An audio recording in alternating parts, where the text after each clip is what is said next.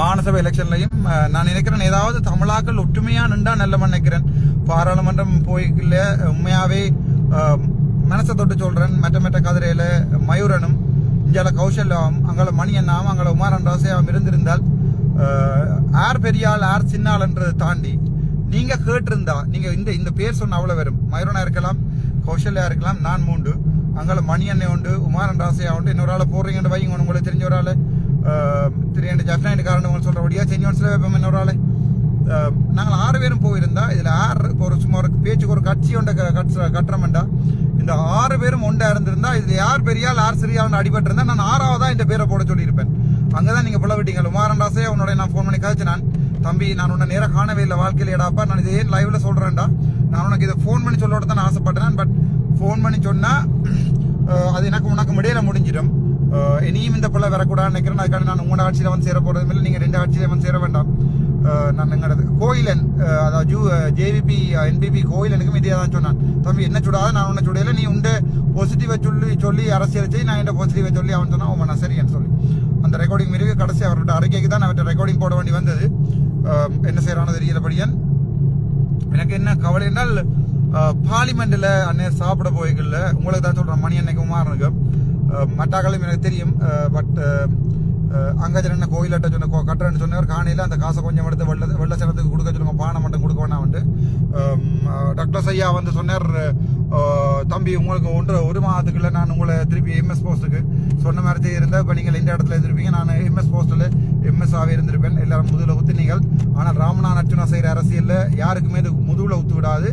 சேட்டவராகல நெஞ்சில ஊத்துப்படும். நான் கேள்விப்பட்டேன் போதனா வைத்தியசாலையில் 1-2 பேர் லண்டனுக்கு ஓடினவான்னு கேள்விப்பட்டேன். ஓடவனான்னு சொல்லுங்க, இல்லாட்டி லண்டன்லையும் வந்து பிடிப்போம். அங்கே எங்கே இருந்தாலும் அங்கே ஊர் சேர்ந்து தான் இருக்கும். நீங்கள் அங்கே கடையில் போய் சாமான் வேண்டு தானே வேணும் மண்ணி வந்த மாதிரி. அப்போ வெள்ளி மஞ்சனுக்கு இப்போ யாரும் அடிக்கிறாங்களா அவனுக்கு கேள்வி பண்ணால் அடிக்காங்கடாப்பா சரியில்லை. அது மாதிரி இங்கேருந்து இவ்வளோ கோடி அடிச்சுட்டு போனாலும் நாங்கள் திருப்பி உங்களுக்கு இன்வைட் பண்ணி கூப்பிடுவோம். உங்களை எனக்கு ப்ரைவேட் பில் போடைகள் உங்களோட பில் தான் போடுவோம். அதுக்குள்ளே ஒரு ரெண்டா ஓடுங்க. மிச்சம் இருக்கிறார்கள் இருக்கட்டும். விளையாடத்தில் கை வச்சிட்டீங்க, பாம்பண்ட வாழை மாற்றிட்டீங்க. நான் நேர மணி 2 விஷயத்துக்கு வரேன். உங்களுக்கு எனக்கு தெரியலை.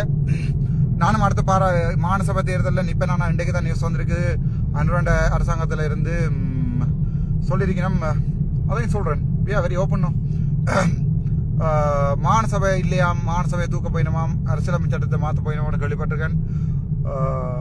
இந்த ஜாழ்ப்பாணத்தில் என்பிபிக்கு போட்ட கணக்கு படித்த ஆக்களுக்கு இந்த நியூஸ் நன்றி. எனக்கு போட்ட இந்த ஏழை மக்களுக்கு இப்போ இதில் சுட்டு விழுந்தாலும் உடம்புல இருந்து எல்லாத்தையும் எடுக்க சொல்லியிருக்கிறேன். கண்ணில் இருந்து, கோனியாவில இருந்து, ரெட்டினாவில இருந்து, கிட்னியில இருந்து, ஹார்ட்ல இருந்து எல்லாமே எடுக்க சொல்லியிருக்கிறேன். அது இந்த ஏழைகளுக்கு போகட்டும். அந்த 3 ஓட் போட்டு அனுப்பி நீங்கள் டம்மி என்றா டம்மிக்கு மரியாதை இல்லை. அதை முந்தி எங்களோட தலைவராக வழிபாடு வைக்க டம்மி வைக்கிறவங்களுக்கு தெரியும் தானே. அந்த டம்மிக்கு மரியாதை இல்லை. அதாவது வெடி விழுந்து அப்படியே நிற்கும். ஒரு ஓட்டை தான் விழுந்திருக்கும், ஆனால் அப்படியே நிற்கும். இதுகள் வெடி விழ போறேன்னு சொன்னவனே படம் நிலத்தில் விழுந்து படுத்துடும். டம்மியா இருக்கும், ஆனால் விழுந்து படுத்துடும். ஏதோ நீங்க போட்டு அனுப்பியிருக்கீங்க என்பிபி என்று பார்ப்போம். மாநசபை மில்லியன் உங்களுக்கு நியூஸ் வந்த பிறகு உங்களுக்கு விளங்கிருக்கும் நினைக்கிறேன். ஆனால் அன்றைக்கு பிசினஸ் கமிட்டி மீட்டிங் நடந்தது. அதில் மாநசபையா உள்ளூராட்சி சபையா வைக்கிறேன்னு சொல்லி டிஸ்கஸ் பண்ணி நீங்கள் பண்ணினவே என்பிபி அரசாங்கம் அப்படி இருக்கீங்களா. நான் சொல்லியிருக்கிறேன் நல்ல விஷயத்துக்கு நல்ல விஷயம் மட்டும் நான் சப்போர்ட் பண்ணுவேன்.